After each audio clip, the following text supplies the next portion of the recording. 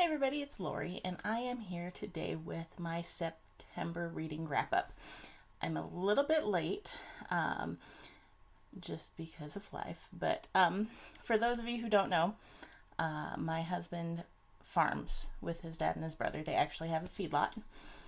We feed lots of cattle, and we feed them a lot of corn, so we grow a lot of corn. So right now we're in the middle of one of 3 different corn harvests that we do.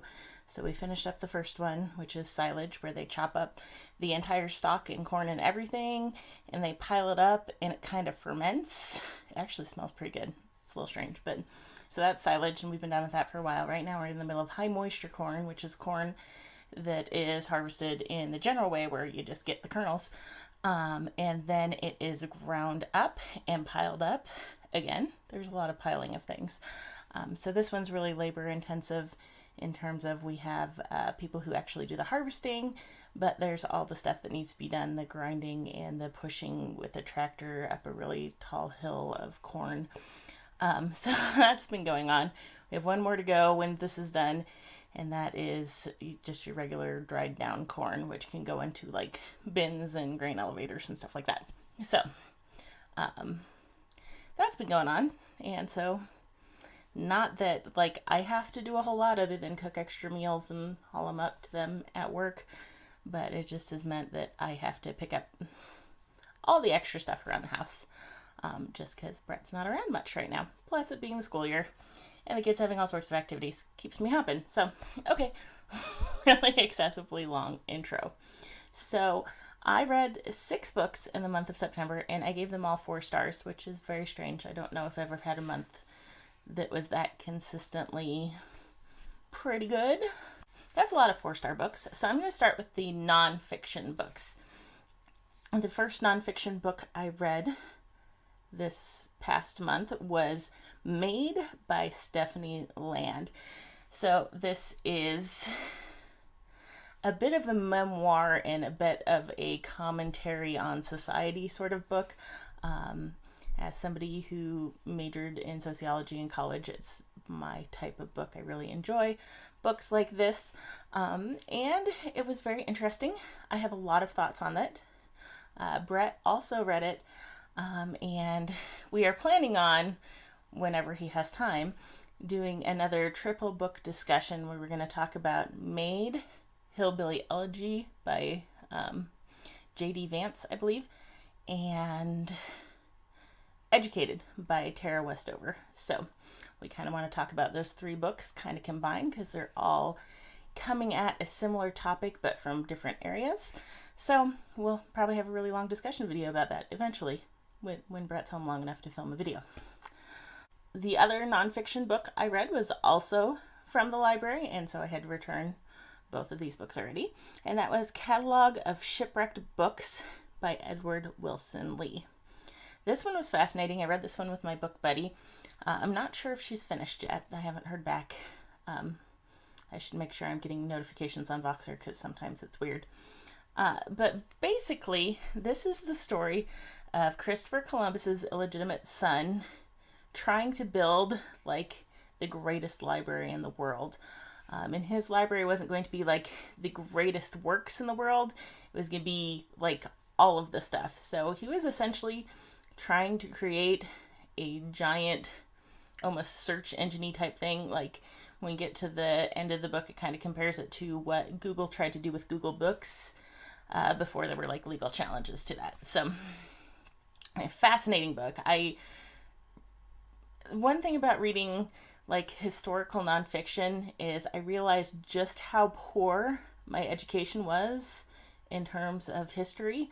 And I loved history, and I was in like history club in high school because I'm the sort of nerd that would join a history club. So, I mean, I felt like I knew a lot more history than I apparently actually did because I knew so very little about Christopher Columbus beyond the very, very basics that, every American knows by about 3rd grade. So I knew nothing about him having children, nothing about his children, nothing about the kind of politics that were involved with his finding of land and what that meant politically for him and financially for him and his heirs and that sort of thing. So it was a fascinating read. I would highly suggest that one. I guess from here, I'll kind of start with the youngest and work my way up. I read one children's book, might consider it middle grade. I don't really know what you'd consider it. And that was Martin's Mice by Dick King Smith. Dick King Smith wrote, I thought it was called The Sheep Pig, but in here it lists it as Babe the Gallant Pig, I think. Yeah, so anyway, he's the author that wrote the book that the movie Babe was based on. And we picked up a couple of his books at our local library used book sale. And this one is about Martin. And Martin is a cat. He lives on a farm. And his mom is teaching him and his brother and sister to catch mice and eat mice. And he doesn't like to eat mice. He just thinks they're really cool. So he ends up keeping a mouse as a pet. So it's a cat who keeps mice as pets. It's very cute.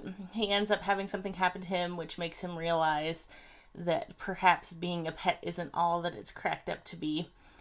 So there's kind of a little bit of a moral in here as well.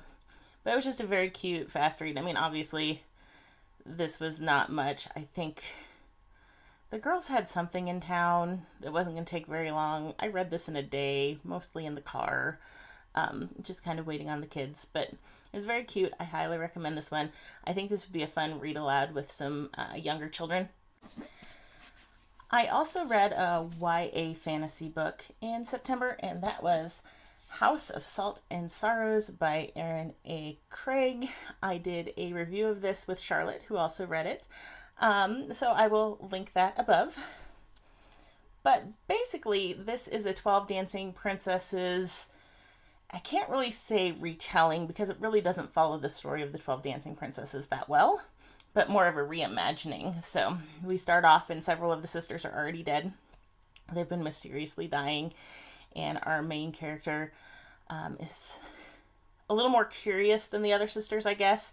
They just want to give up mourning and move on with their lives, and she just kind of feels more compelled to find out what happened to the sister who died most recently because she fell off a cliff. So she theorizes that there was foul play involved in this. So this was a fun book. I enjoyed it.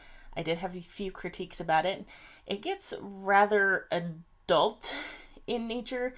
I will say there's nothing outside of marriage that's too explicit, but she walks in on her father and stepmother in the midst of some adult activities, and that was a little, like, I would get it if it were integral to the part, but it was just like thrown in there like, okay, so they were doing something. And then there's just some kind of crude humor, so I was not super thrilled about that. I felt like, other than that, it was a very good younger YA book. But I just, when that sort of thing is put in and it doesn't further the plot, it just kind of annoys me. So this one might have been a 5-star book had it just stuck to what it was doing well, which was being super creepy, and left out just the really silly throwaway kind of sexual lines and stuff like that. I just didn't like that at all. But this one, I would give a recommendation because it's really well written, but be aware that there is that kind of adult-ishness to it. So depending on the maturity of your child and what they've been exposed to, you might want to think twice on this one before giving it to a teenager. Another library book that I had that was actually on Kindle was Good Omens by Terry Pratchett and Neil Gaiman.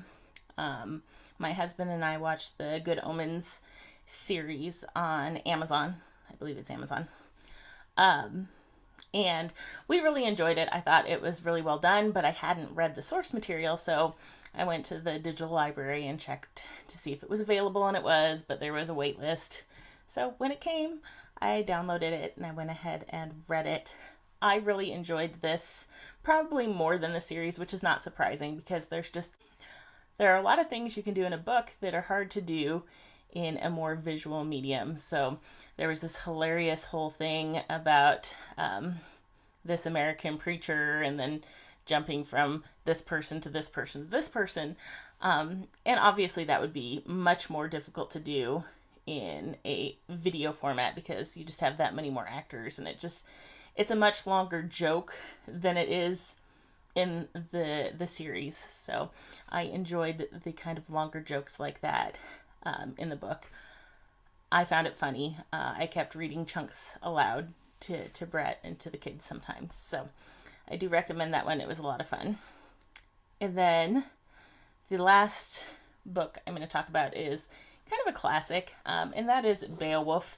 And we have the New Verse Translation by Seamus Heaney. We also have this on Audible. I like to get our classic books. We read this for British literature. I like to get them, if I can, both in a paper format and an audio format. And what I did with this one in particular, and I had done this in August, I believe, with Wuthering Heights, I listened to the audiobook while reading, and that kind of just helped me tune in a little bit more. And I believe that's also how Eva read it. I think Charlotte just read it on her own. Downside for Charlotte is she didn't know how to pronounce any of the names in it, whereas Eva and I picked those up in the audiobook. But Beowulf is interesting. I knew the basics, but I had never read the entirety of Beowulf. It's very almost like serial in nature. So Beowulf shows up and he fights this monster, and then this monster comes out and Beowulf fights this monster, and then like he goes home and rules for 50 years as king, and then a dragon shows up. So he fights the dragon. So I really, like, when I got to the defeat of Grendel, the first monster, I was like, oh, what's the rest of this gonna be? But then, there were more things to do. I really did like this translation. I feel like he did a very good job of making it appear poetic, like to feel like poetry. And this particular edition, obviously the audio doesn't have this, but this has the Old English on this side where you look at it and you're like, wow, I don't understand anything. And then the translation over here and like little notes about what's going on. So I found those helpful for keeping track of what was going on overall. And it was just kind of cool to see what it would have looked like in the original. So I did enjoy this translation. I did enjoy reading Beowulf. We're moving on. Now we're working on the Canterbury Tales. I could not find a good audio for the Canterbury Tales, so we're all just going to have to read that one straight out. But those were the books I read in the month of September. If you have read any of these books and would like to chat with me about them below, feel free to, interact with me in the comments. And, if you like reading wrap-ups and book hauls and just random people talking about books, you can always consider subscribing to our channel. Even Charlotte sometimes do their own videos or videos with me on here. And look forward to that triple book review and discussion on Maid, Hillbilly Elegy, and Educated, because I'm really looking forward to discussing those with Brett and sharing that with you. So, make sure you subscribe so you don't miss that one. Turn on notifications, I guess. I don't know if those work or not.